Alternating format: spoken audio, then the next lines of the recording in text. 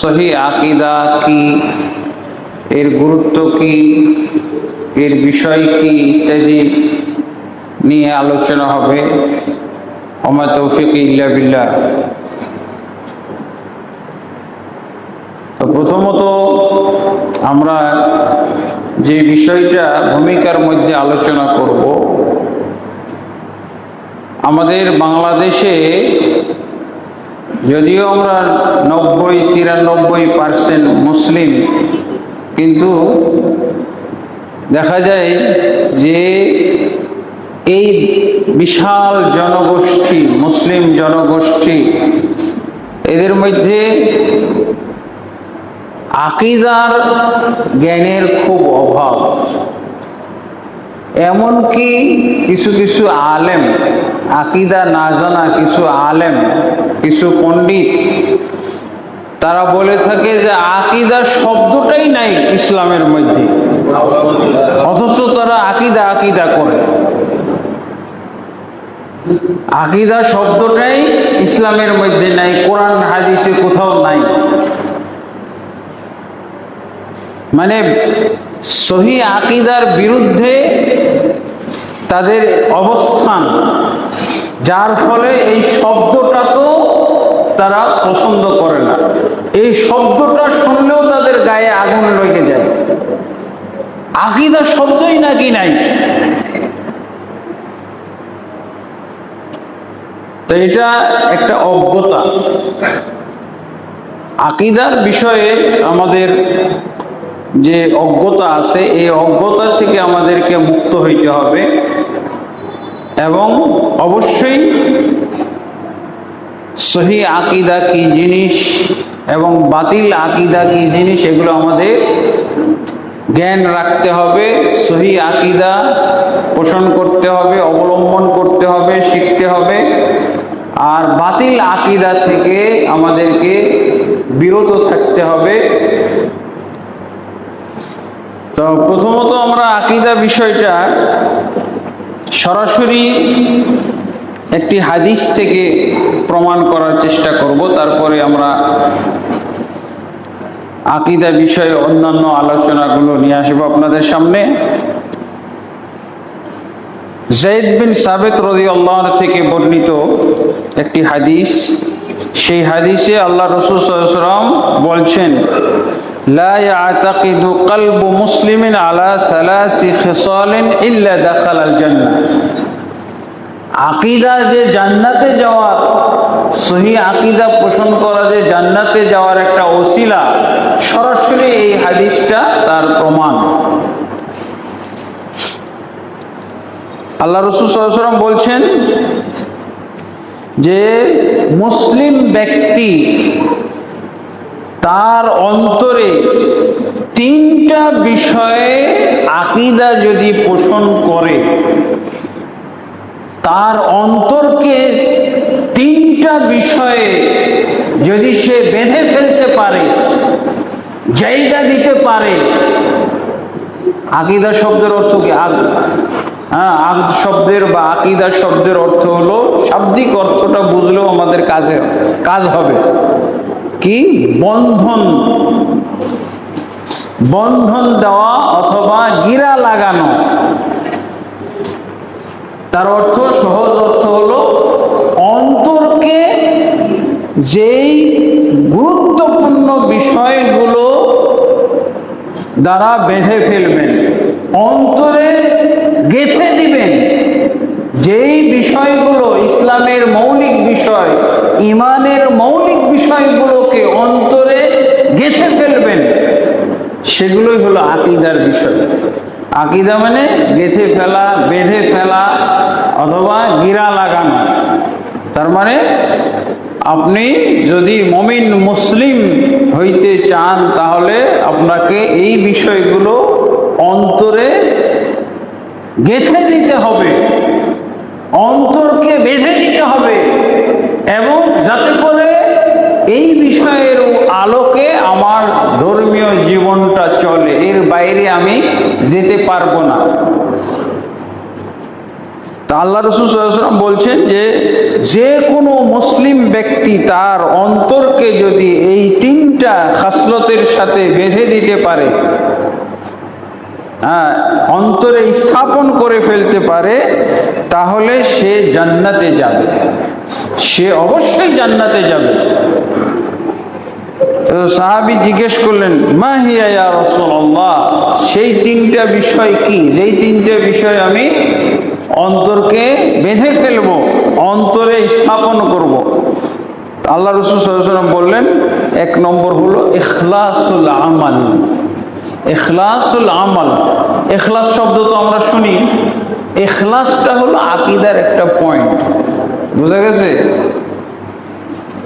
আমলের ক্ষেত্রে ইখলাস, আমলের ক্ষেত্রে ইখলাস, এটাই হলো তাওহীদ। এই জন্য আকীদার বিষয়বস্তুগুলো কি, এই ব্যাপারে আলেম ওলামারা বলছেন যে আকীদার বিষয় হলো ঈমানের 6টা রোকন, ঈমানের 6টা রোকন, তারপরে তাওহীদ। তাওহীদ মানে আল্লাহর একত্ব। আল্লাহর একত্ব তো মৌখিক দাবি না, আল্লাহর একত্বটা চর্চা হবে, আল্লাহর একত্বটা কায়েম করতে হবে আমলের মাধ্যমে। ইখলাসের তো আলাদা কোনো অস্তিত্ব নাই, তাওহীদের আলাদা কোনো অস্তিত্ব নাই, এটা আমলের সাথে তাওহীদ প্রতিষ্ঠিত হবে, তাওহীদ বাস্তবায়ন হবে। আল্লাহ এক, তাওহীদের কথা কি, আল্লাহ এক। তা আল্লাহ এক, আপনি কিভাবে আল্লাহকে এক ঘোষণা করবেন, আল্লাহকে এক বলে আপনি বিশ্বাস করবেন? সেটা হলো অন্তর থেকেও বিশ্বাস করবেন, আবার মুখেও আপনি ঘোষণা করবেন, আর অঙ্গ প্রত্যঙ্গ দিয়ে বাস্তবায়ন করবেন। এই জন্য প্রথম কথা হলো ইখলাসুল আমাল, আমলের ইখলাস, এটা হলো এক নম্বর। ইখলাস জিনিসটা কোথায় থাকে? অন্তরের মধ্যে থাকে, ইখলাস বাইরে থাকে না। ইখলাস অন্তরের মধ্যে থাকে। ইখলাস হলো আমলের, ইসলামের রূহ বা প্রাণ। ইখলাসটা কি? ইসলামের প্রাণ, আমল ইবাদতের প্রাণ, রূহ। আমাদের রূহ কি দেখা যায়? আমাদের রূহ কোথায়? দেখা যায় না, কিন্তু এই শরীরটাকে বাঁচিয়ে রেখেছে, শরীরটা আমাদের চলমান, চলতেছে, সচল। কিসের কারণে? রূহটা বের হয়ে গেলে শেষ। তো ইখলাস হলো, ইখলাসটা প্রথম। তাহলে ইখলাসুল আমাল বা তাওহীদ হলো এক নম্বর পয়েন্ট। আর তাওহীদের অর্থ, তাওহীদের প্রকার, এগুলো তো আমরা অনেক শুনেছি, সব এগুলো আকীদার অন্তর্ভুক্ত। ইখলাস, এরপরে আল্লাহ রাসূল সাল্লাল্লাহু আলাইহি ওয়াসাল্লাম কি বলছেন? ওয়ান নাসিহা লিউলাতিল আমর। এবং অন্তরের ইখলাস আর আকীদার আরেকটা বিষয় হলো যে যারা আমাদের সমাজের দায়িত্বশীল, রাষ্ট্রের দায়িত্বশীল, তাদের নসিহত করা, তাদের কল্যাণ কামনা করা, তাদেরকে সাহায্য সহযোগিতা করা, তাদের জন্য দোয়া করা। আমাদের সমাজের যারা দায়িত্বশীল, যারা নেতা, রাষ্ট্রের যারা নেতা হবে, তাদের জন্য কি করতে হবে? নসিহা। নসিহা মানে তাদের কল্যাণ কামনা করতে হবে, তারা যেন পরিশুদ্ধ হয় সেই জন্য দোয়া করতে হবে, তারা যেন নিজেরা নিজেদের উপকার বুঝে সেই জন্য দোয়া করতে হবে, তারা যেন জনগণের উপকার বুঝে, কল্যাণ বুঝে সেই জন্য তাদের জন্য দোয়া করতে হবে। তাদের কল্যাণ কামনা কিসের? তারা ব্যক্তিগতভাবে যেন সুরক্ষিত থাকতে পারে, হেফাজতে থাকতে পারে, এবং জনগণের যেন তারা কল্যাণ সাধন করে, হেফাজত করে, তাদের হক আদায় করে। এগুলো ভালো কথা না? একজন শাসক, একজন দায়িত্বশীল রাষ্ট্রের যদি প্রধানমন্ত্রী, মন্ত্রী, এমপি তারা যদি সঠিক পথে চলে, তাহলে সমাজের মধ্যে শান্তি প্রতিষ্ঠিত হবে না। এই জন্য কোনো ব্যক্তি বিশেষের চাইতে, এমনকি নিজের জন্য দোয়া করার চাইতে শাসকের জন্য দোয়া করাটা বেশি জরুরি, বেশি উত্তম। কারণ আমি ব্যক্তি, আমার সাথে আমার ব্যক্তি স্বার্থ জড়িত, কিন্তু একজন শাসক যদি পরিশুদ্ধ হয়ে যায়, একজন শাসক যদি দুর্নীতিমুক্ত হয়, ইমানদার হয়, সহি আকীদার হয়, তাহলে তার কল্যাণটা সারা দেশের জনগণ পাবে। সে দুর্নীতি করবে না, জুলুম করবে না, সে অত্যাচার করবে না, সে আত্মসাৎ করবে না, তাই না? তার জন্য দোয়া করাটা খুব জরুরি। এই জন্য আল্লাহ রাসূল সাল্লাল্লাহু আলাইহি ওয়াসাল্লাম বলছেন, একটা আকীদার একটা বিষয় শাসকের জন্য কল্যাণ কামনা করা। আমি তো কল্যাণ কামনা তো এটা নাই, আল্লাহ ওকে চুরি করার তৌফিক দাও, আল্লাহ তাকে ডাকাতি করার তৌফিক দাও, আল্লাহ তাকে জালেম হওয়ার, জুলুম করার তৌফিক দাও, এগুলো কি বলবো নাকি? এর বিপরীত গুলো বলবো। আর এর বিপরীত যদি হয়ে যায়, তাহলে দেশটা শান্তিতে থাকবে, দেশের জনগণ শান্তিতে বসবাস করবে, কোনো জুলুম, নির্যাতন, ছিনতাই, ডাকাতি, চুরি, চাঁদাবাজি এগুলো থাকবে না, তাই না? এই জন্য তো দোয়া করতে বলা হয়েছে শাসকের জন্য, লিউলাতিল আমর। এটা একটা আকীদার বিষয়। আল্লাহ রাসূল সাল্লাল্লাহু আলাইহি ওয়াসাল্লামের হাদিসে বোঝা যাচ্ছে যে এটাও একটা আকীদার বিষয়।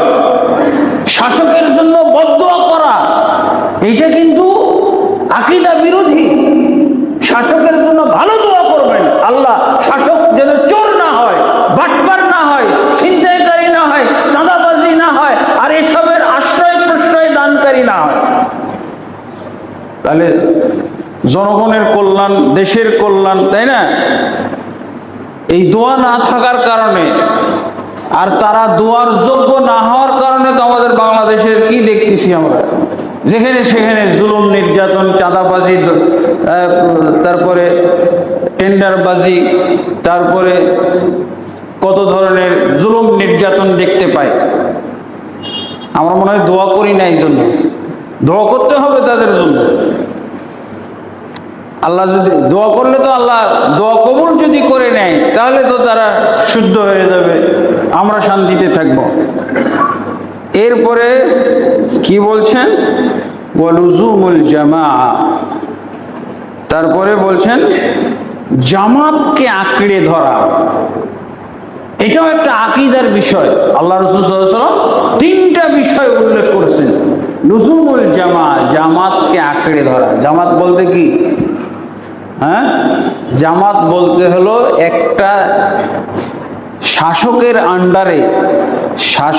আন্ডারে যে জনগণ আছে সেটাকে বলা হয় জামাত।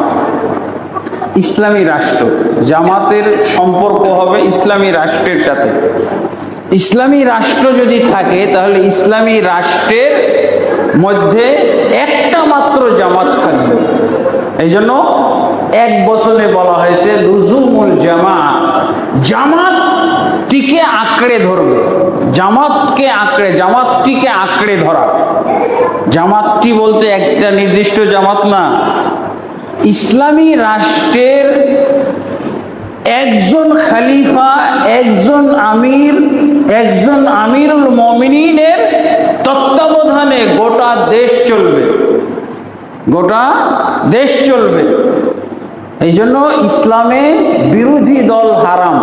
ইসলামে কি বিরোধী দল চলবে না, সবাই এক থাকবে। বিরোধী দল না থাকলে তো এক থাকবে, তাই না? আর বিরোধী দল থাকলে কি হবে? 2 রকম 3 রকম। কিন্তু আমাদের দেশে, আমাদের বাংলাদেশে এটাকে জামাত বলার কোনো সুযোগ নাই। আমাদের যে সরকার দেখা যাচ্ছে একটা নির্দিষ্ট দলের সরকার, দেশের সরকার বলা যায় না, দলের সেবা করে। আর এদিকে বিরোধী দল আছে তাদের বিরোধিতা করার জন্য। তো বিরোধিতা করবো কেন? যদি ইসলামের দিক নির্দেশনা কোরআন সুন্নাহ অনুযায়ী যদি দেশ চলে, তো বিরোধিতা করার তো কোনো সুযোগ নাই, শুধরানোর সুযোগ আছে। যে যে যে আপনি কোরআনের অমুক আয়াতের বিরোধী কাজ করতেছেন, হাদিসের অমুক হাদিসের বিরোধী কাজ করতেছেন, শুধরানোর কাজ আছে, কিন্তু কোনো দল থাকবে না। দল থাকা একেবারে হারাম। এই জন্য এক বচনে বলা হয়েছে এই হাদিসে এবং যত হাদিস আছে সব হাদিসে একটা জয়ীফ জাল হাদিসও জামাত শব্দের বহু বচন পাবেন না। সহিহ হাদিসে তো নাই, তার মানে এখানেই বোঝানো, শব্দগত ভাবেও বোঝানো হয়েছে যে মুসলমানদের একটাই মাত্র দল থাকবে। কারণ জামাত শব্দের বহু বচন আছে না, আরবিতে জামা শব্দের বহু বচন হলো জামাআত,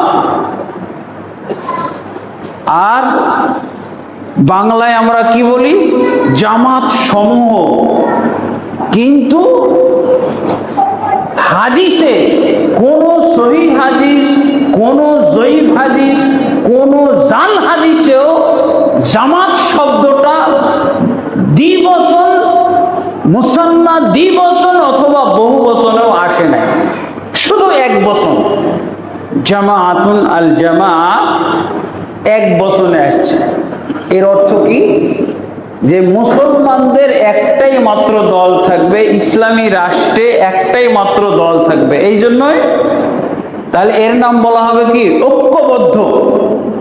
বিরোধী দল বলতেছে ঐক্যবদ্ধ হই, আর সরকারি দল বলতেছে ঐক্যবদ্ধ হইতে হবে। কিভাবে ঐক্যবদ্ধ? দলই তো আলাদা, অনেক দল। এটা কোরআন থেকে আসে নাই। এই যে আমাদের দেশে যে বহুদলীয় শাসন, সরকার দল থাকবে, বিরোধী দল থাকবে, এটা হলো কুফরি নিয়ম, কুফরি রাজনীতি।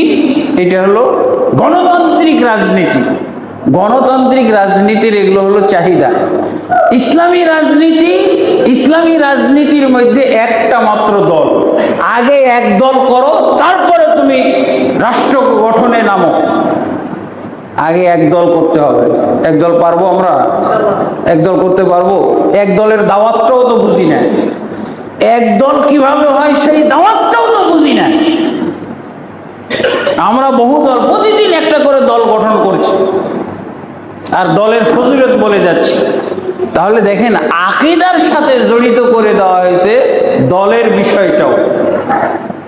আল্লাহ রাসূল সাল্লাল্লাহু আলাইহি ওয়াসাল্লাম বলছেন, তিনটা জিনিসের বিষয়ে অন্তরে আকীদা পোষণ করতে হবে। মুসলিম ব্যক্তিকে অন্তরে এই আকীদা পোষণ করতে হবে। তিনটা বিষয়। এক নম্বর, এই যে বললাম, ইখলাসুল আমাল, আমল ইবাদতের ক্ষেত্রে ইখলাস। তারপরে শাসকদের জন্য কল্যাণ কামনা, দোয়া করতে হবে, কল্যাণ কামনা, যাতে তাদের কল্যাণ হয় সেটা কামনা করতে হবে। এবং অনেক দিক আমি বললাম। তারপরে লুজুমুল জামাত, এক জামাতকে আঁকড়ে থাকতে হবে। এক জামাত বলতে কি বোঝায়? আরো দুই একটা হাদিস দিয়ে ব্যাখ্যা দিই। রাসূলুল্লাহ সাল্লাল্লাহু আলাইহি ওয়াসাল্লাম বলছেন যে ইজা বুইয়া লি খলিফাতাইনি ফাকতুলুল আখিরা মিনহুমা। আল্লাহ রাসূল সাল্লাল্লাহু আলাইহি ওয়াসাল্লাম বলছেন, আল্লাহ রাসূল সাল্লাল্লাহু আলাইহি ওয়াসাল্লাম সহিহ মুসলিমের একটি হাদিসের মধ্যে বলছেন, মান আতাকুম ওয়া আমরুকুম জামিউন আলা রাজুলিন ওয়াহিদিন ফাকতুলুহু কাইনাম মান কানা। সাহাবী আরফাজা রাদিয়াল্লাহু থেকে বর্ণিত হাদিস। তিনি বলছেন, আল্লাহ রাসূল সাল্লাল্লাহু আলাইহি ওয়াসাল্লাম বলছেন, যখন তোমরা একজন ব্যক্তির নেতৃত্বে ঐক্যবদ্ধ থাকো, তার মানে আল্লাহ রাসূল সাল্লাল্লাহু আলাইহি ওয়াসাল্লাম বলে দিয়েছেন, এটা যুক্তিতেও বলে আর দলিলও বলতেছে যে ঐক্য হবে একজনের অধীনে। রাসূল সাল্লাল্লাহু আলাইহি ওয়াসাল্লাম কি বলছেন?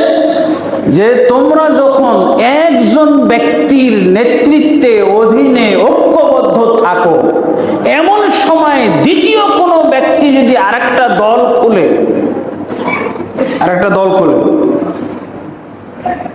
তাহলে এক জামাত হবে একজনের নেতৃত্বে, তাই না? এরপরে আল্লাহ রাসূল সাল্লাল্লাহু আলাইহি ওয়াসাল্লাম কি বলছেন?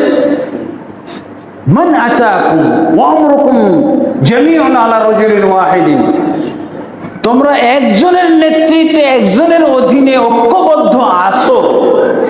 ঐক্যবদ্ধ হওয়ার জন্য একজন লাগবে না? না তিনজনের আন্ডারে ঐক্যবদ্ধ হওয়া যায়? দুইজনের আন্ডারে কি ঐক্যবদ্ধ হওয়া যায়? এটা যুক্তিরও কথা, আর হাদিসও বলতেছে যদি দ্বিতীয় কোনো ব্যক্তি আরেকটা দল খুলে এবং বলে যে আসেন আমরাও সরকার গঠন করব, আসেন আমরাও একটা দল খুলব, বিরোধী দল হোক আর যেই দলই হোক না কেন, তাহলে আল্লাহ রাসূল সাল্লাল্লাহু আলাইহি ওয়াসাল্লাম কি বলছেন? ফাকতুলুহু কাইনাম মান কানা, তাহলে তোমরা তাকে হত্যা করে ফেলো, সে যেই হোক না কেন। দেখছেন জামাত, এক জামাতের অর্থটা কি? এক জামাতের অর্থ হলো একজনের নেতৃত্বে থাকতে হবে। দুইজনের নেতৃত্বে এক জামাত হয় না। আর দুইজনের নেতৃত্বে যখন দুইটা জামাত হবে, আল্লাহ রসুলের চিকিৎসা, আল্লাহ রসুল সাল্লাল্লাহু আলাইহি ওয়াসাল্লাম কি বলছে? প্রেসক্রিপশনটা কি? ফাকতুলুহু কাইনাম মান কানা, কার অধীনে দ্বিতীয় জামাতটা গঠিত হলো এই লোককে হত্যা করে ফেলো, অথবা তাকে যারা উদ্বুদ্ধ করেছে আরেকটা জামাত গঠন করার জন্য, এদের সব যতজনকে হত্যা করার মাধ্যমে সম্ভব তাদেরকে হত্যা করে ফেলো। এটা কি? এই হাদিসটা কি বাতিল করা হবে? আজকে ওমর ইবনে খাত্তাব মসজিদে এই হাদিস বাতিল ঘোষণা করা হবে, কারণ এই হাদিস বাংলাদেশে চলবে না, নাকি? রাজি আছেন সবাই? বসে আমরা সাংবাদিক ডেকে কি করব? এই হাদিসটাকে বাতিল ঘোষণা করব, নাকি আমাদের সমাজ ব্যবস্থা বাতিল ঘোষণা করব? সমাজ ব্যবস্থা আমরা দলীয়তারই ফজিলত বলে কুলাইতে পারি না। শুধু এইটা না, আর একটা হাদিস, এটাও সহিহ মুসলিমের হাদিস। আল্লাহ রাসূল সাল্লাল্লাহু আলাইহি ওয়াসাল্লাম বলছেন, ইজা বুইয়া লি খলিফাতাইনি ফাকতুলুল আখিরা মিনহুমা, যখন দুইজন খলিফার বায়াত করা হয়, তো আল্লাহ রাসূল সাল্লাল্লাহু আলাইহি ওয়াসাল্লাম বলছেন দ্বিতীয় জনকে হত্যা করে ফেলো, দ্বিতীয় জনকে হত্যা করে ফেলো। আল্লাহু আকবার। এই হাদিসগুলো কত মারাত্মক! এই হাদিসগুলোর কারণে এই যে আল্লাহ রাসূল বললেন না, কাইনাম মান কানা, সে যেই হোক না কেন তাকে হত্যা করে ফেলো। তো যেই হোক না বলতে কি, আকরামুজ্জামানও যদি দল গঠন করে একটা, তাহলে সেও পড়ে যাবে। কারণ কি? আকরামুজ্জামানের বিষয়টা তো অনেক তুচ্ছ, অনেক নগণ্য। সাহাবীকে হত্যা করা হয়েছে। সাহাবী আব্দুল্লাহ বিন জুবাইর রাদিয়াল্লাহু আনহু, উনি মক্কা এলাকা নিয়ে আলাদা একটা দল করেছিলেন, যে মক্কাবাসী মক্কার লোক কত ভালো না, মক্কাবাসীরা সবাই আব্দুল্লাহ বিন জুবাইরকে কি করলো? তাকে আমির বানিয়ে দিয়ে একটা দল করলো। সেই দলের মধ্যে সব মক্কাবাসীরা এক হয়ে গেল, অথচ গোটা মুসলিম বিশ্ব আরেকজনের নেতৃত্বে ঐক্যবদ্ধ হয়েছে। সেটা ছিল হাজ্জাজ বিন ইউসুফ। হাজ্জাজ বিন ইউসুফ লোকটা খারাপ, খুনি ব্যক্তি, কিন্তু সে এই হাদিসটা বাস্তবায়ন করেছে যে আল্লাহ রাসূল সাল্লাল্লাহু আলাইহি ওয়াসাল্লাম বলছেন যে মুসলমানদের ঐক্যের মধ্যে যে ফাটল সৃষ্টি করবে, আরেকটা দল তৈরি করবে, তাকে হত্যা করতে বলেছে, সে যেই হোক না কেন। যে সাহাবী আব্দুল্লাহ বিন জুবাইরকে এবং তার যারা সমর্থক ছিল মক্কায় সবাইকে হত্যা করে সে মক্কাটাকেও সব তখন ইসলামী বিশ্বের সাথে ইসলামী রাজ্যের সাথে মিলিয়ে ফেলা হয়েছে। এখানে আমরা বলতে পারি যে আব্দুল্লাহ বিন জুবাইরকে হত্যা না করে তাকে বন্দী করেও হইতে পারত, কিন্তু খুনি ব্যক্তি খুন করে মজা পাইত। যদিও খুন করেছে রসুলের হাদিসের ভিত্তিতে, আল্লাহ রসুল বলছেন না, সে যেই হোক না কেন, যেই হোক না কেন, মধ্যে কি সাহাবিও পড়ে না? সাহাবী রাদিয়াল্লাহু আনহু, ওনার সাহাবী পদ নষ্ট হয় নাই, উনি আখিরাতে জান্নাতি, সেটাও বাতিল হয় নাই, কিন্তু দুনিয়াতে তার একটা ভুল হয়ে গেছিল। এই ভুলটা শুধরানো যাইত, তাকে গ্রেফতার করে জেলে রেখে হয়তো এই মক্কাকে গোটা ইসলামী বিশ্বের সাথে মিলানো যাইত, কিন্তু সে হত্যা না করে ছাড়ে নাই। তার কারণ সে একটা খুনি ছিল, খুন করাটা তার জন্য স্বাভাবিক ছিল। বাস হাদিস পাইছে, করে ফেলেছে। তো এই জন্য যদি সে আল্লাহর কাছে আবার বিচার দেয় যে আল্লাহ তোমার নবীর হাদিসের ভিত্তিতে আমি হত্যা করছি, বুঝেছেন? একটা হলো ক্ষমা সুন্দরভাবে দেখা, আর একটা আইন অনুযায়ী আইন বাস্তবায়ন করা।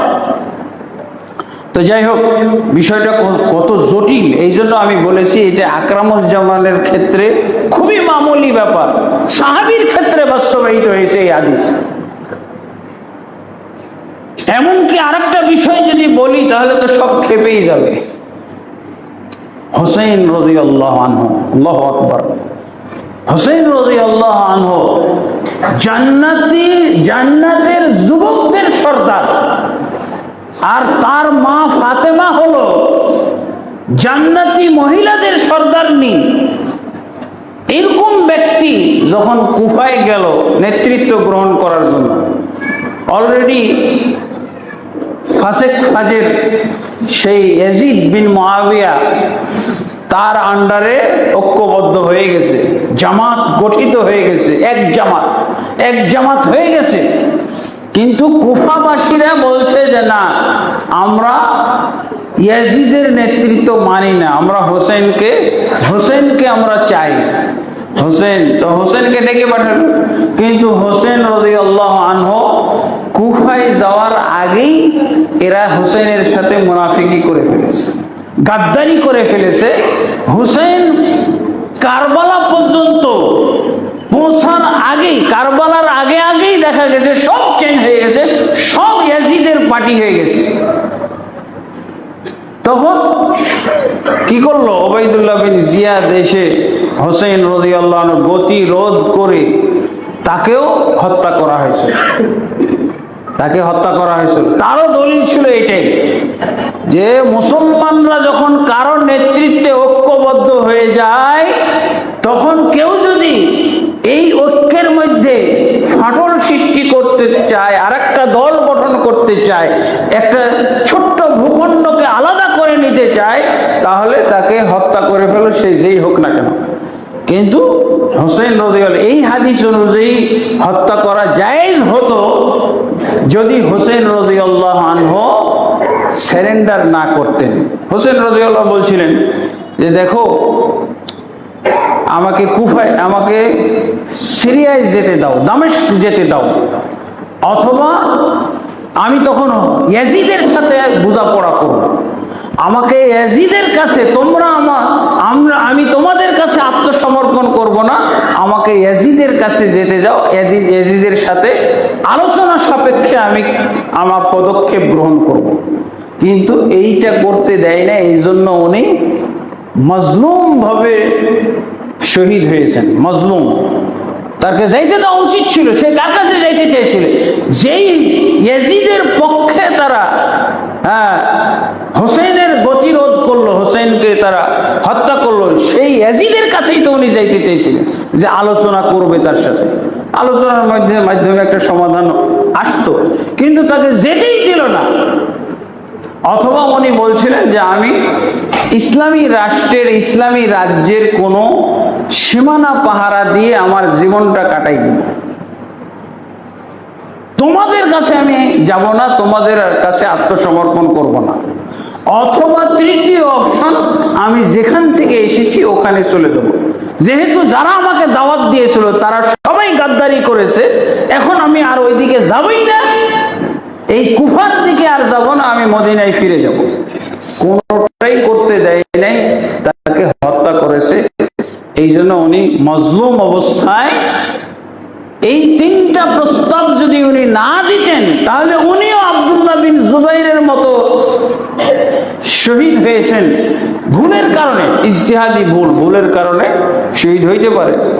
সাহাবীদের গন্ডগোলের সময় আলী রাদিয়াল্লাহু আনহু এবং ওসমান রাদিয়াল্লাহু আনহু, মুআবিয়া রাদিয়াল্লাহু আনহুর সময়, যুদ্ধের সময় অনেক সাহাবী মারা গেছে না? হ্যাঁ, অনেক সাহাবী মারা গেছে।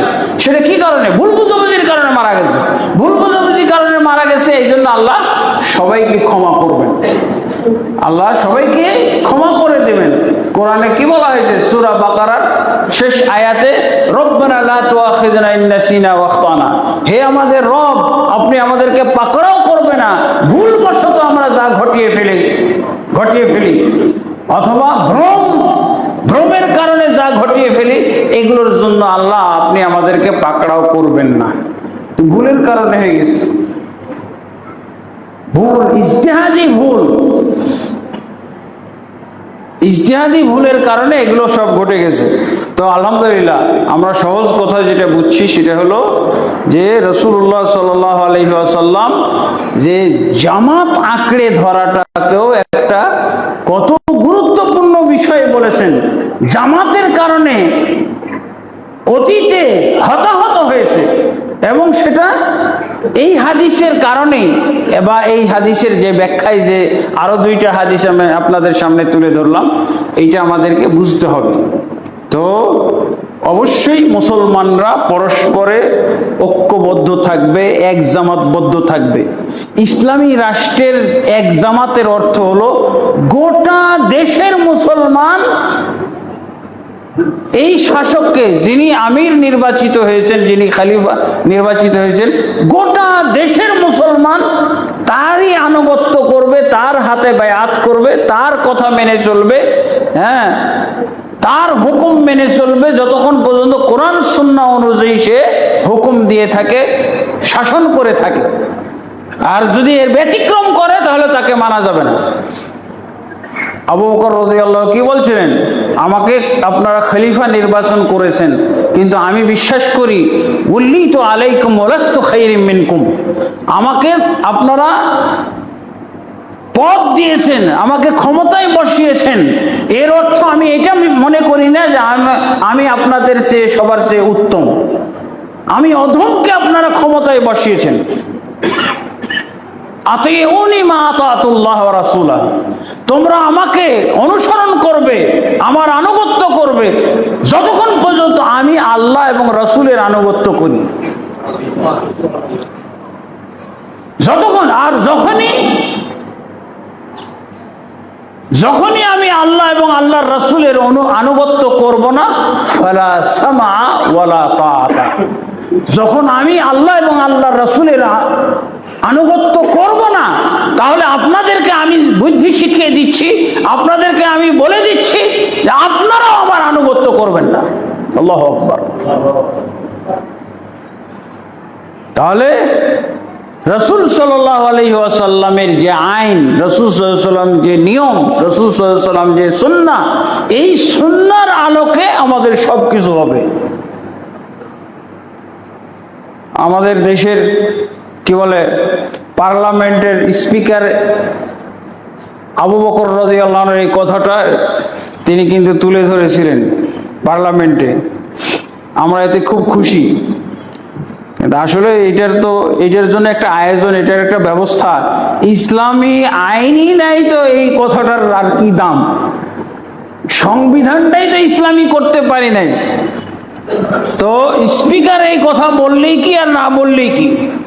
এই আবু বকর রাদিয়াল্লাহু আনহু কথাটা উনি টেনে ধরেছেন যে এই যে আবু বকর রাদিয়াল্লাহু আনহু খলিফা নির্বাচিত হওয়ার পর যে কথাটা বলেছিলেন, এই কথাটা আমাদের স্পিকার সাহেব অথবা ডেপুটি স্পিকার কার মুখ থেকে যেন শুনলাম। তো খুব ভালো কথা।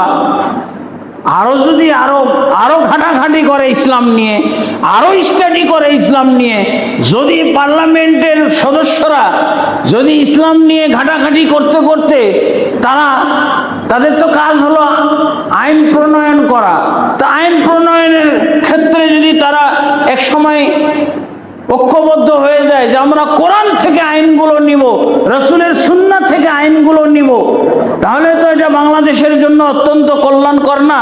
ইসলামী রাষ্ট্র তো হয়েই গেল। তাহলে কত সহজ।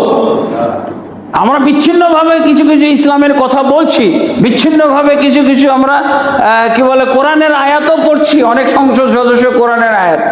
তো ওই যে যেখানে ইসলামের সংবিধানই নাই সেখানে দুই একটা কোরআনের আয়াত আর দুই একটা কথা বলে লাভটা কি? ওই মরা মানুষের চোখ বেঁচে যাওয়ার মতো অবস্থা। মরা মানুষ কিন্তু চোখটা ওর ঠিক আছে, তো চোখ ঠিক থেকে আমার লাভ কি? তো আলহামদুলিল্লাহ আমরা চাই, তো আমরা অবশ্যই সহি আকীদার বিষয়গুলো বোঝার চেষ্টা করব। তো সহি আকীদার সম্পর্কে একটা হাদিসেই আমরা 3টা পয়েন্ট পাইলাম, আকীদার 3টা পয়েন্ট পেয়ে গেলাম। এছাড়াও আমাদেরকে আকীদা, যখনই আমরা আকীদার বিষয়টা বলবো তখন প্রথমত আমাদের আসবে আল্লাহ সম্পর্কে আকীদা। আমি অন্তরে কি বিশ্বাস পোষণ করব আল্লাহ সম্পর্কে, এরপরে রাসূল সম্পর্কে আমি কি আকীদা পোষণ করব, দ্বীন সম্পর্কে কি আকীদা পোষণ করব, কোরআন সম্পর্কে কি আকীদা পোষণ করব, সাহাবীদের সম্পর্কে কি আকীদা পোষণ করব। অনেক বিষয় আছে আকীদার, তো অনেক বিষয়, তাই না? আমার একটা বই আছে কালেমার মর্ম কথা, আকীদার বিষয়, মানে আকীদার হলো উৎস, ইসলামী আকীদার উৎসস্থল কাকে বলবো জানেন? কালেমা লা ইলাহা ইল্লাল্লাহ। কালেমা লা ইলাহা ইল্লাল্লাহ থেকে ইসলামী আকীদার উৎস, এখান থেকেই কিন্তু আকীদা বের হয়ে এসেছে। এখানে কি আছে? আল্লাহ ব্যতীত সত্যিকার কোনো মাবুদ নেই। এই হলো কালেমার সরল অর্থ, সহজ অর্থ। আল্লাহ ব্যতীত সত্যিকার অর্থে বা সত্য কোনো মাবুদ নেই। নিশ্চয়ই মুহাম্মদ সাল্লাল্লাহু আলাইহি ওয়াসাল্লাম আল্লাহর রাসূল, আল্লাহর বান্দা ও রাসূল। এটা হলো আকীদার উৎসস্থল, এখান থেকে সব আকীদা বের হয়ে এসেছে। আল্লাহ ব্যতীত সত্যিকার কোনো মাবুদ নাই। তো সত্যিকার মাবুদ কিভাবে হবে? আল্লাহকে সত্যিকার মাবুদ আমি কিভাবে মানব? প্রথম কথা হলো তার প্রতি ঈমান আনতে হবে। প্রথম কথা, আপনি যদি ঈমান, আল্লাহকে বিশ্বাস না করে যদি আল্লাহর ইবাদত শুরু করে দেন, লাভ আছে? এই জন্য পূর্ব শর্ত হলো ঈমানের পূর্ব শর্ত, আল্লাহকে মাবুদ মানার পূর্ব শর্ত হলো তার প্রতি ঈমান আনতে হবে এবং তার তাওহীদে বিশ্বাসী হইতে হবে। এরপরে আপনি কি করবেন? আল্লাহর ইবাদত করবেন। এই যে দেখেন একটা দল তৈরি হয়েছে আমাদের বাংলাদেশে, নামটাই হলো কি? হিজবুত তাওহীদ। হিজবুত তাওহীদ মানে তাওহীদের দল, অথচ তারা যা বলে তাওহীদ সম্পর্কে মনে হয় সবচেয়ে অজ্ঞ দল হলে এটি, অথবা নাম দিয়েছে তাওহীদ, হিজবুত তাওহীদ। তাদের কথা হলো কি? এই কালেমার মধ্যে আসল কথা হলো ইবাদত। মাবুদ মানে কি? যার ইবাদত করা হয়।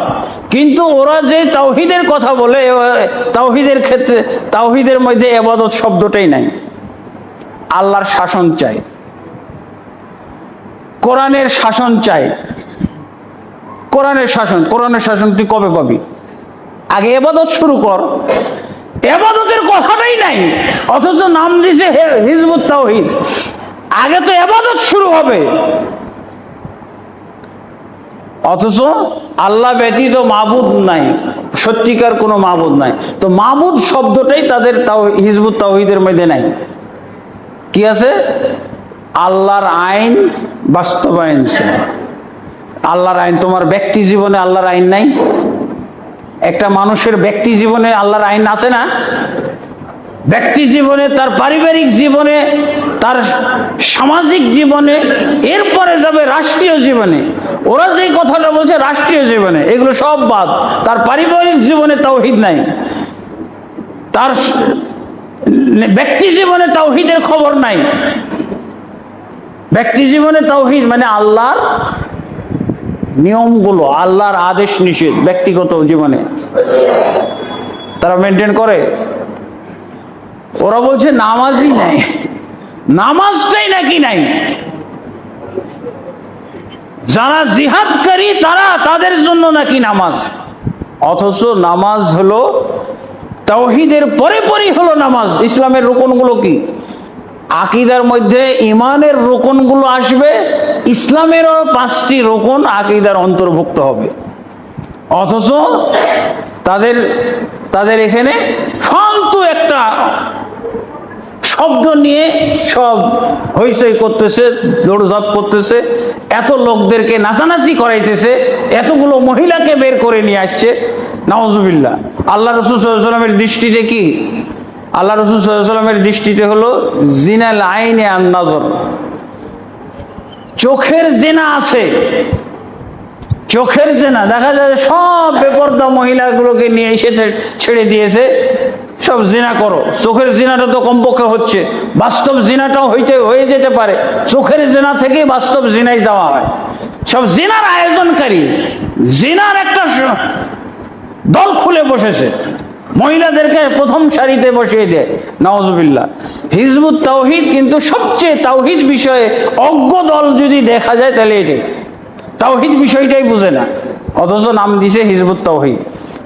তো এটা তা আল্লাহ সম্পর্কে আকীদা কি? তা আল্লাহ সম্পর্কে আকীদা অনেকগুলো বিষয় আছে। আল্লাহ সম্পর্কে আকীদা জানতে হলে আল্লাহ তাবারক ওয়া তাআলা কে, আল্লাহ কোথায়, আল্লাহ কেমন, আল্লাহর সাথে বান্দার সম্পর্ক, এগুলো বিষয় জানতে হবে। হ্যাঁ, আল্লাহ কে সূরা ইখলাসের মধ্যে জবাব আছে আল্লাহ কে, তাই না? কুল হুয়াল্লাহু আহাদ আল্লাহুস সামাদ লাম ইয়ালিদ ওয়া লাম ইউলাদ ওয়া লাম ইয়াকুল লাহু কুফুয়ান আহাদ আছে। আল্লাহ কে জবাব হয়েছে। অথচ এই সূরা অনুযায়ী মুসলমান কয়জন চলতেছে? আল্লাহ এক। আল্লাহ তো আমরা অনেক মাবুদে বিশ্বাসী। আমরা মুসলমানরা দেখা যায় যে এই যে মাজার, কবর, দরগা, দরবার, পীর, এগুলো সব কুল হুয়াল্লাহু আহাদের বিরোধী জিনিস। আল্লাহ এক, কিন্তু দেখা যায় যে আপনি যে মাজারে যাচ্ছেন সেটা কোন আল্লাহ? মাজারে যে যাইতেছে মুসলমানরা, তো কি কার কাছে চাইতে যাচ্ছে? সে তো মারা গেছে। আল্লাহ এক ঠিক নাই, আল্লাহর পরিচয়টাও ঠিক রাখা হয় নাই। আল্লাহ যে এক, লাম ইয়ালিদ ওয়া লাম ইউলাদ, তিনি কাউকে জন্ম দেননি, তিনি কারো থেকে জন্ম নেননি। অথচ তারা কি বলতেছে? মুহাম্মদ সাল্লাল্লাহু আলাইহি ওয়াসাল্লাম আল্লাহর নূর থেকে তৈরি হয়েছে। এটা তো হলো ইহুদি খ্রিস্টানদের আকীদার চাইতে জঘন্য আকীদা। ইহুদি খ্রিস্টানরা কি বলেছিল? যে ঈসা হলো আল্লাহর পুত্র, নাউজুবিল্লাহ, ওজাইর আল্লাহর পুত্র। আর এরা কি বলছে? যে আল্লাহর জাতি নূর থেকে মুহাম্মদ সাল্লাল্লাহু আলাইহি ওয়াসাল্লাম তৈরি হয়েছে। গোটা সুন্নি জামাতের এই আকীদা, আল্লাহর জাতি নূর থেকে তৈরি। এটা হলো ইহুদি খ্রিস্টানদের আকীদার চাইতে জঘন্য। ইহুদি খ্রিস্টানরা বলছিল যে আল্লাহ তিনজন, নাউজুবিল্লাহ, সালেসু সালাসা। আর আমাদের যুগের এই লা ইলাহা ইল্লাল্লাহ পড়ার সূরা ইখলাস পড়া মুসলমানরা কি বলতেছে? যে আল্লাহ সর্বত্রই বিরাজমান, সব কিছুতেই বিরাজমান। আল্লাহ সর্বত্রে সব কিছুতেই বিরাজমান, নাউজুবিল্লাহ। আল্লাহ কোথায়? এটা খুব গুরুত্বপূর্ণ একটা আকীদা, খুব গুরুত্বপূর্ণ। আল্লাহ রাসূল সাল্লাল্লাহু আলাইহি ওয়াসাল্লাম ইন্টারভিউ নিতেন, মুসলমান না কাফের এটা যাচাই করার জন্য ইন্টারভিউ নিতেন। এই ইন্টারভিউর প্রশ্ন হলো কি? আল্লাহ কোথায়? কাফের মুসলিম যাচাই করার জন্য ইন্টারভিউর প্রশ্ন হলো আল্লাহ কোথায়। প্রথম প্রশ্ন হলো আল্লাহ কোথায়। এটা হলো আকীদার বিষয়। দেখেন, একটা ছোট্ট আকীদার বিষয়, কিন্তু এটা কত গুরুত্বপূর্ণ। আল্লাহ রাসূল সাল্লাল্লাহু আলাইহি ওয়াসাল্লাম একজন মহিলাকে জিজ্ঞেস করেছিলেন, আইন আল্লাহ, আল্লাহ কোথায়? সেই মহিলা জবাবে কি বলেছিল? আল্লাহু ফিস সামা, আল্লাহ আসমানে। অথচ আমাদের ভারতবর্ষের 99% মুসলমান, এমনকি অনেক এলাকার আহলে হাদিসরা পর্যন্ত, গত শনিবার, এই যে আগামী শনিবার আসছে, গত শনিবার একজন আমাকে ডাকছিল একটা মসজিদের ইমাম ট্রেনিংয়ে, না ইমাম নিয়োগ দিবে, 10-15 জন ইমামকে নিয়ে এসে, ইমামকে খবর দেওয়া হয়েছে 10 জন আসার কথা, তো আসছিল 4 জন মতো। 4 জনের মধ্যে একজন ইমাম, সে নিজেকে আহলে হাদিস দাবি করতেছে, অথচ তাকে জিজ্ঞেস করা হলো আল্লাহ কোথায়? সে জবাব দিল আল্লাহ সর্বত্রে বিরাজমান। আহলে হাদিস পরিচয় দিচ্ছে, তার মানে তার এলাকায় সে যে সমস্ত পরিবেশে চলাফেরা করেছে, এখন পর্যন্ত এই ওয়াজটাই শুনে নেয়, আল্লাহ কোথায়। ইমাম নিয়োগের জন্য, ইমামের সে ইন্টারভিউ দিতে এসেছে, ইমামতি করবে, তাকে এই প্রশ্নটা করার সাথে সাথে বিদায় করে দিয়েছে, তার আর কোনো প্রশ্নই করি নাই। তারপরে তাকে হেদায়েত করেছে। এই ইমামকে আর দ্বিতীয় প্রশ্ন করি নাই, এইটার সূত্র ধরে তাকে হেদায়েত করছি যে তোমার এলেম অর্জন করতে হবে। কিসের তুমি ইমামতি করতে আসছো? ইমামতির তুমি দরখাস্ত করেছো, তোমার ইমামতির কোনো যোগ্যতা নেই, এখানেই তো তুমি মুসলমানই না। আল্লাহ রাসূল সাল্লাল্লাহু আলাইহি ওয়াসাল্লামের দৃষ্টিতে তুমি মুসলমানই না, তো তুমি মুসলমানদের মসজিদে ইমামতি করবে কিভাবে? আল্লাহ কোথায়? সে বলতেছে আল্লাহ সর্বত্রে বিরাজমান। এটা বাংলাদেশের, ভারতবর্ষের দেওবন্দি, বেরেলভি সবার আকীদা। মুফতি মুহাদ্দিস বাহাস করার জন্য খালি হুঙ্কার ছাড়তেছে, এদেরও আকীদা হলো আল্লাহ সর্বত্রে বিরাজমান, মুসলমানই না। আল্লাহ রাসূল সাল্লাল্লাহু আলাইহি ওয়াসাল্লাম কিসের ইন্টারভিউ নিলেন? এই মহিলাটা মুসলমান না অমুসলিম, হে রাসূল সাল্লাল্লাহু আলাইহি ওয়াসাল্লাম আপনি পরীক্ষা করেন। তখন ওই কৃতদাসীকে পরীক্ষার প্রথম প্রশ্ন কি? আইন আল্লাহ, আল্লাহ কোথায়? মহিলাটা বলল আল্লাহ ফিস সামা, আশারাত ইলাস সামা, আসমানের দিকে ইঙ্গিত করে বলল আল্লাহ আসমানে। দ্বিতীয় প্রশ্ন কি করা হয়েছিল? মান আনা, আমি কে? তখন ওই মহিলাটি বলেছিল আনতা রাসূলুল্লাহ, আপনি আল্লাহর রাসূল। এই দুইটা প্রশ্নের উত্তর শুনে আল্লাহ রাসূল সাল্লাল্লাহু আলাইহি ওয়াসাল্লাম রেজাল্ট ঘোষণা করলেন। কি রেজাল্ট? আতিকহা ফাইন্নাহা মুমিনা, হে সাহাবী তুমি একে আজাদ করে দাও। এই মহিলাটা পাশ করেছে, মুমিনা মহিলা। কি বোঝা যায়? এটা যদি এই জবাবটা না হইতো, যদি জবাব অন্য হইতো, তাহলে আল্লাহ রাসূল বলতেন, যদি ওই মহিলা বলতো এই হুজুরদের মতো, এই মুফতি মুহাদ্দিস পীর মুর্শিদদের মতো বলতো যে আল্লাহ সর্বত্রে বিরাজমান, তা আল্লাহ রাসূল কি বলতেন? যে না, তোমাকে এই হুজুর তোমাকে আজাদ করা যাবে না, তুমি গোলাম হয়ে থাকো, পরাধীন কৃতদাস হয়ে থাকো তুমি হুজুর পীর সাহেব, তোমাকে আজাদ করাই যাবে না। যদি বলতো মান আনা, আমি কে, তাহলে যদি উত্তর দিত আপনি গ্রামের মাতব্বর, মন্ডল সাহেব, সর্দার সাহেব, হয়তো কোনটা প্রশ্নের মাধ্যমে সে মুসলিম হইল? আনতা রাসূলুল্লাহ, আপনি আল্লাহর রাসূল সাল্লাল্লাহু আলাইহি সাল্লাম। কি বুঝলেন? বলছিলাম কি, কালেমা হলো আকীদার উৎস। কালেমাতে কি পাইছি আমরা? লা ইলাহা ইল্লাল্লাহ মুহাম্মাদুর রাসূলুল্লাহ, আশহাদু আল্লা ইলাহা ইল্লাল্লাহ ওয়া আন্না মুহাম্মাদুর রাসূলুল্লাহ, এই কথাগুলো আছে না? আল্লাহর প্রতি ঈমান, রাসূলের প্রতি ঈমান। রাসূল সাল্লাল্লাহু আলাইহি ওয়াসাল্লাম ইন্টারভিউ নিলেন, আল্লাহ সম্পর্কে একটা প্রশ্ন আর রাসূল সম্পর্কে একটা প্রশ্ন। কালেমা কভার হয়েছে। এই সংক্ষিপ্ত ইন্টারভিউতেও কালেমার বিষয়বস্তু আল্লাহ রাসূল নিয়ে চলে এসেছেন। কি বললেন? আল্লাহ কোথায়? জবাব দেওয়া হলো আল্লাহ আসমানে আরশের উপর। দ্বিতীয় প্রশ্ন করলো, তাহলে কি লা ইলাহা ইল্লাল্লাহ অংশের প্রশ্ন এটা, তাই না? আর মান আনা, আমি কে, এটা কি মুহাম্মদুর রাসূলুল্লাহ অংশ থেকে প্রশ্ন, আমি কে? সে মহিলা কি বলল? আনতা রাসূলুল্লাহ, আপনি আল্লাহর রাসূল সাল্লাল্লাহু আলাইহি সাল্লাম।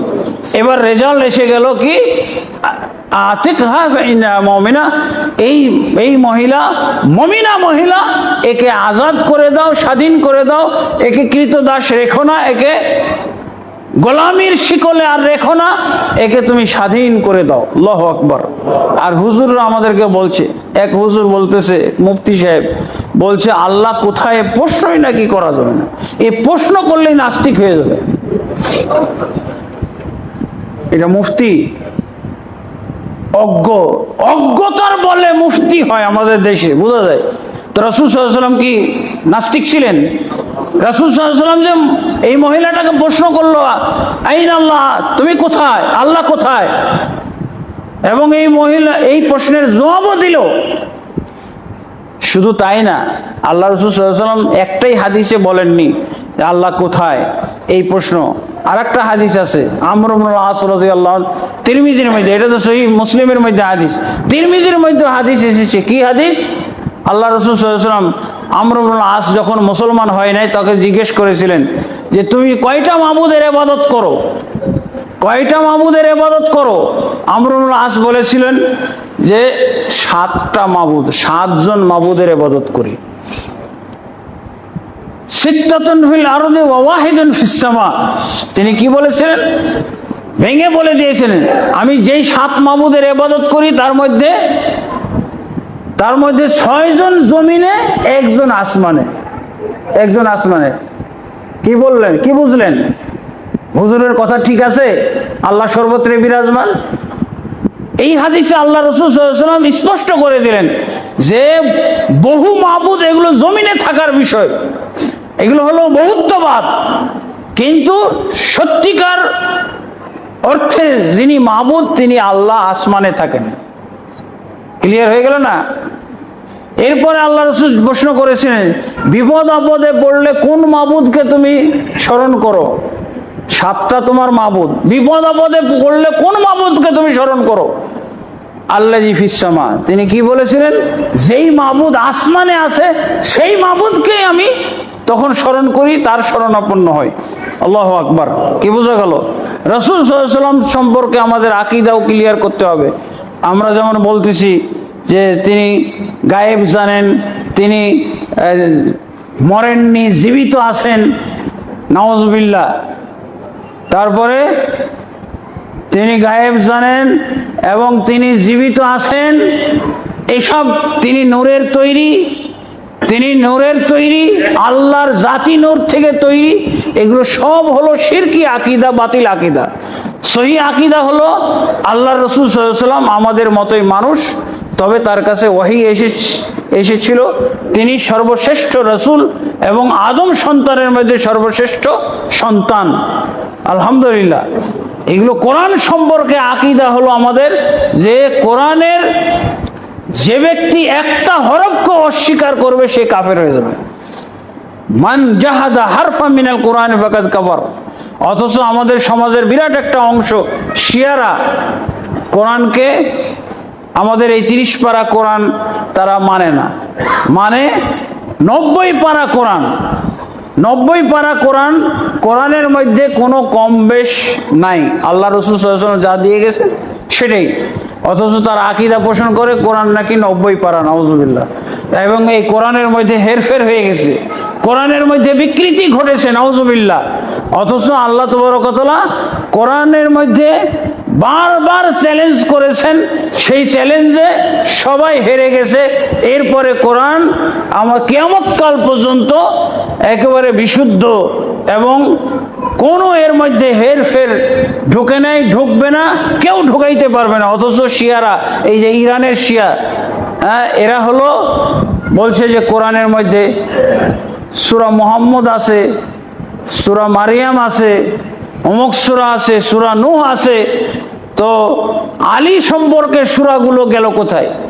সূরা আলী গেল কোথায়, সূরা হাসান গেল কোথায়, সূরা হোসেন গেল কোথায়, সূরা ফাতেমা গেল কোথায়, সূরা জৈনুল আবেদিন গেল কোথায়? এই জন্য এই কোরআনের প্রতি তাদের অনাস্থা। এই কোরআন 90 পারা কোরআন তাদের মাহাদি নিয়ে আসবে, যেই মাহাদি আসবে সেই মাহাদির কাছে পাওয়া যাবে। আর এই কোরআন, এই যে 60 পারা কোরআন ধ্বংস করেছে, এটা আবু বকর দায়ী, ওমর দায়ী, ওসমান যে দায়ী, এবং তাদের এই 3 জন খলিফার শাসন আমলে যারা সাহাবীরা ছিলেন এবং মুসলমানরা ছিলেন সবাই দায়ী। এই জন্য সব সাহাবী কাফের, নাউজুবিল্লাহ। এই হলো ইরানি, তাদের কোরআন সম্পর্কে কি আকীদা দেখলেন। আর 2000 হাদিস বানিয়েছে কোরআন। বর্তমান আমাদের কাছে যে কোরআন, এটা বিকৃত কোরআন, 2000 হাদিস এর সমর্থনে বানিয়েছেন, নাউজুবিল্লাহ। বন্ধুগণ, এই সহিহ আকীদা এবং বাতিল আকীদা বিষয়ে আলোচনা, অনেক লম্বা আলোচনা। আজকে আপনাদের কাছে কিছু নমুনা তুলে ধরলাম। আল্লাহ তাবারক ওয়া তাআলা আমাদেরকে সবাইকে সহিহ আকীদার উপর সহিহ আকীদা জানার এবং মানার তৌফিক দান করুন, এবং যাবতীয় বাতিল আকীদা থেকে আমাদেরকে মুক্ত থাকার, বিরত থাকার তৌফিক দান করুন। আল্লাহুম্মা আমিন। আস্তাগফিরুল্লাহ লি ওয়া লাকুম ওয়া লিসাইরিল মুসলিমিন ফাস্তাগফিরুহু।